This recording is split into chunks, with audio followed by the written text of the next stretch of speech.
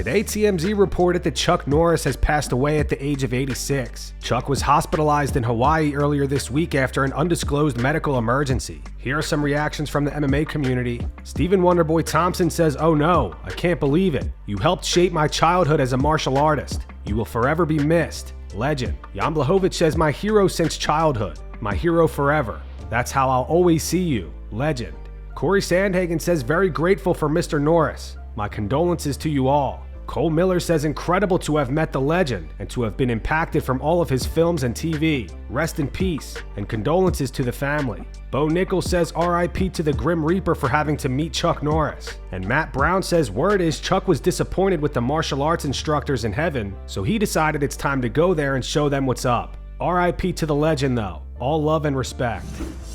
Dan Hooker has addressed the allegations made by his former girlfriend, who accused him of cheating on her with men while claiming his wife was aware of their relationship. Dan says he holds no grudge toward her, adding that he hopes she finds someone new to quote-unquote terrorize. Of things pop up on Instagram, Dan.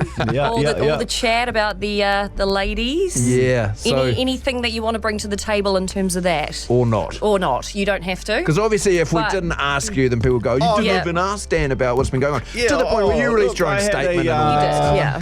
Yeah, like I can obviously touch on that. You know, first, I feel like a bit more credit needs to go, well, a lot more credit needs to go to Mrs. Hooker, because I think we are realizing that I'm a bit of a wild man, and she's an absolute soldier. She's kept me on track this whole time. I don't think I'd be a functioning human without that woman there having my back, protecting me. And yeah, well, I was in a relationship which was like all above board, and we ended it, and it was kind of like a mutual agreement that it wasn't, it wasn't going to work out. But I don't want to like expose anything too much or say anything that I don't want to. But that kind of led to a bit of a meltdown and a bit of a reaction and a blow up, which is understandable, you know. Hurt people do hurt things, but I don't have any. I don't have any grudge towards her or hold any malice towards her. I hope she moves on and finds another bloke to terrorize. Caio Borralho recently defeated Reiner de Ridder via unanimous decision at UFC 326. Caio is currently recovering from an injured rib, which happened during training camp before he fought RDR, but he says he's targeting a return in the summer against Dricus Du Plessis. In an interview with MMAfighting.com, Caio said, "They don't want me fighting injured. They really want me to get better first and then start talking about it. But they really liked my last performance and said I'm back in the mix. Man, it was something unthinkable. I was caught in a guillotine and was defending it, and suddenly we heard a huge pop. I thought, damn, I broke my rib. The cartilage got displaced. It was crazy. My camp was perfect, but the last 2 weeks were a crazy nightmare with my ribs. Considering the condition I was in, I'm very satisfied with my performance. I was hunting for the finish the whole time, holding strong on top so I wouldn't give in to the pain because it was hurting like hell to breathe and everything. But in the end, everything worked out. He hasn't fought in a while and said he might fight in June or July. I think it's the perfect fight. If I beat a former champion of Dricus's caliber, I'm right there on the doorstep for the belt. I want the knockout. I'm really enjoying the stand-up now. I want to trade punches and knock him out. He's a very hard guy to knock out. He's got an incredible chin, but I think he has some defensive openings that can be exploited, especially with my boxing style. I'm going for the knockout." Chase Hooper has responded to Drew Dober saying that he has to fight Chase next because he's the whitest lightweight on the UFC roster. Dober, who do you want next? For me to kill the allegations, I have to fight Chase Hooper. He's not. Is he? He's a lightweight. He is the whitest lightweight I could possibly get my hands on. Okay, Hooper, you're next. But the other big news, which isn't really big news, I just thought it was funny. You're 4.4% Nigerian and Iranian. Is this real? Yeah, I got a little African ancestry, as you guys can tell. Yeah, I guess I maybe shouldn't have revealed that. Now, I don't know. It's like a double-edged sword. It's like, would Dober get me if we fought now, or like, would he have to not knock me out brutally to prove that he's not racist after knocking out another African-American fella brutally, as he always does? Poor Dober, man. He can't escape it. Hey, it's a you can't win there. It's like, do I try to win this fight or do I make people think that I'm not racist? That's a hell of a catch-22. I'm very glad to not be in that position, I guess. Well, I mean, hey, if you guys get matched up, it's same boat. It might not look like the same boat, but it's technically the same boat. Oh, for sure. That's what I'm saying. If he beats me, then he's racist still. So. Movsar Evloev admits that Lerone Murphy dropped him in sparring 8 years ago. The two are set to fight tomorrow in the main event of UFC London. Put up a picture, he ain't undefeated. What's the history of this picture and that tweet? Do you remember this? Честно, до того момента, пока он не выложил этот скрин, я даже не знал, что это был он. I don't remember what he's talking about, to be honest. 7 лет назад на спаррингах в Таиланде. Один пацан, как выяснилось, это оказался Мерфи. We have trained together in the past. И его воспользовался моментом, пробил по печени. It was a long time ago, to be honest, so. Такая иногда бывает ситуация, когда... I'm not taking anything away from that. Я даже рад, что он это выставил, потому что до этих пор я не знал, что это был он. Сейчас я знаю, с кого спрашивать.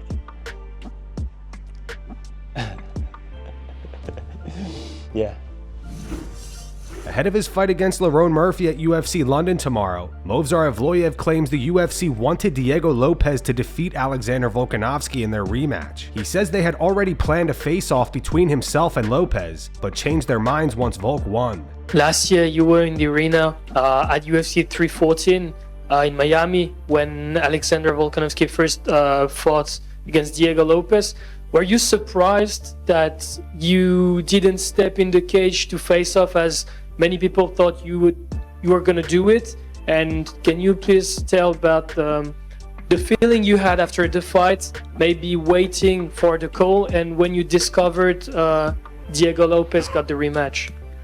Yeah, I was kind of surprised when they didn't let me in, because before they tell me like be ready, maybe they expected Lopes to win. That's why they like tell me to be ready, and Volk wins and they change their minds. But I don't care, generally. Petr Yan says he looked bad in his first fight against Merab because of his injured hand. The trilogy is not booked just yet, as Yan is currently recovering from back surgery. In an interview today, he said, "Of course I made adjustments after our first fight. In my first fight, I landed 4 punches with my right hand in a 5-round fight. Of course I couldn't push him back, control him, and wrestle him. I couldn't use my right hand because of my injury. Merab is a strong athlete. He's a strong fighter. He proved it with his fights. What did surprise me? I wouldn't say something surprised me, because I was ready to fight him, to wrestle him and strike with him." Alex Pereira has begun preparations for his upcoming interim heavyweight title fight against Ciryl Gane on the White House card. He posted this footage today working on takedown defense with Glover Teixeira. Go.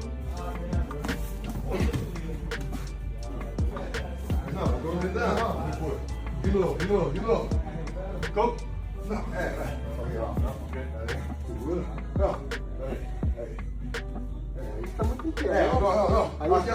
Aqui, ó. Vai cair. Ó. É aqui. Tá bom, vai. Ó. Go.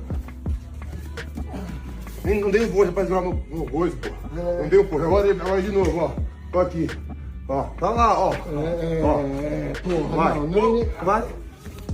Eu fui depois. Se eu for junto. Deixa eu ver. Aí, ó. Você tá aqui. Aí, não dá. Porra, é o ombro. Não dá. Vê se ri, ó. Pum. Ri. É. Ó. Ri. Yeah. Bro.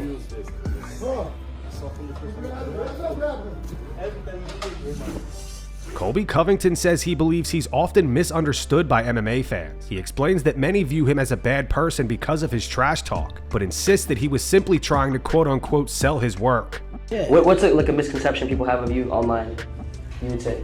I would just say that I'm a bad guy and I said some mean things, and they just don't understand that I had to do this to sell my work, and I had to do this to get people entertained and to want to watch me fight. So it's a job. It's not like you're like speaking genuinely mean and all these crazy things. Yeah, it's just a press conference. I'm just trying to do good work so the company UFC notices me and gives me a better contract. It's a renegotiation. I mean, like, yeah, because the competition's through the roof. Everyone's fighting for their life over there. Literally fighting for their life. Last weekend at UFC Vegas 114, Miktabek Oralbai defeated Chris Curtis via unanimous decision. Oralbai implemented a relentless wrestling-heavy game plan throughout the fight. Belal Muhammad says he's glad Sean Strickland was in Curtis's corner, as it gave him a sneak peek of what Khamzat Chimaev is going to do to him at UFC 328. Sucks for Curtis, right? I think it was just a bad matchup. Really couldn't get nothing going, no striking going. I am happy that Strickland was in his corner, though, so he could get like a sneak peek of what's going to happen to him against Chimaev. That fight was just announced this week. Sucks for Imavov. You got to feel for him. I thought he earned a title shot. I thought that he was going to get the title shot, but I think the trash talk and the stupidity and the era we live in now, where Strickland talks his way into a title shot, and you know it's going to get people to want to talk, people to want to view, especially with Chimaev. You know they're going to go back and forth. The only thing I'm excited for is to see Chimaev smash him and walk through him. I think that's what it's going to be. I think he's going to be able to take him down, control him, and I'm hoping that cut him open a little bit, let him bleed a little bit, and then break him mentally and tap him out. For Imavov, I don't know if he's going to be the backup, if he's going to wait, if he's going to take another fight, but I think after Chimaev wins this one, I think he'll go up to 205. And then I think that'll leave an opening at 185 for a title. So be patient, Imavov.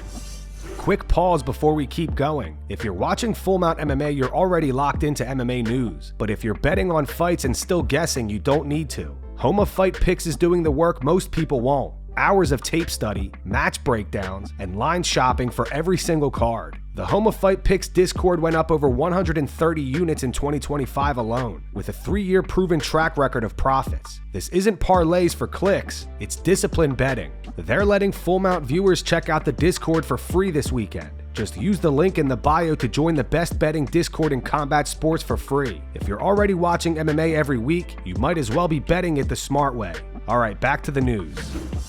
Recently, it was announced that Tom Aspinall has signed with Eddie Hearn's Matchroom Talent Agency. In an interview with Pro Boxing Fans today, Eddie said Tom's current UFC contract is a quote-unquote f***ing disgrace. He said, considering the problem that you have right now, are you actually going to look at fighter pay in the UFC? Because I represent the UFC heavyweight world champion. I'm going to bite my tongue a little bit, for now. But what I will tell you is that his contract is a f***ing disgrace. A disgrace. I cannot believe the money that he is on. When you look at the commercial revenue that his fight would generate against a Pereira or against a Gane in a rematch. Honestly, if I'm Tom Aspinall, I'm looking at that contract. I go, I don't even think you should f***ing bother me. But he wants to come back. He wants to rematch Gane. He wants to fight Pereira. He wants to defend his heavyweight title. The time you've paid your tax, paid your team, there's no f***ing point in even fighting. Especially when you've had 4 operations after you got your eyes gouged out. Shavkat Rakhmonov's wife has shared on social media that they are now officially divorced. She also alleged that he has chosen to not be involved in their children's lives, adding that she is currently raising 4 kids while expecting a 5th. She wrote, today he rejected his own children, saying they resemble their mother too much. Yes, I gave birth to 4 children and am expecting a 5th. It turns out I gave birth too much. If the father doesn't need the child, then the child no longer needs the father. May God give me the strength to raise my children. Shavkat has not made any public statement regarding this situation. His last fight was a unanimous decision win over Ian Garry in December 2024, and he was recently removed from the UFC welterweight rankings due to a reoccurring knee injury. And that's going to wrap it up for the news. Thanks for watching. For daily MMA news and content, subscribe to Full Mount MMA and click the bell icon to be notified when we post videos. Here are the 3 top comments from last video. The first one's from Bruce Bowles. It says, if you think Ciryl Gane dominated Aspinall even though the fight just started, you might be on the spectrum. The second one's from Jumbo J. It's in reference to the rumors that Robert Whittaker is fighting Magomed Ankalaev in his light heavyweight debut. It says, actually the theory is the Abu Dhabi card is Ankalaev versus Roundtree main event and Rakic versus Whittaker co-main. And the final one's from It Burns to P. It says, if true, RIP Rob's light heavyweight debut. Those were the 3 top comments from last video. If you want to be featured in the next one, all you have to do is comment down below. And if you missed yesterday's news, click the video on screen right now to get caught up.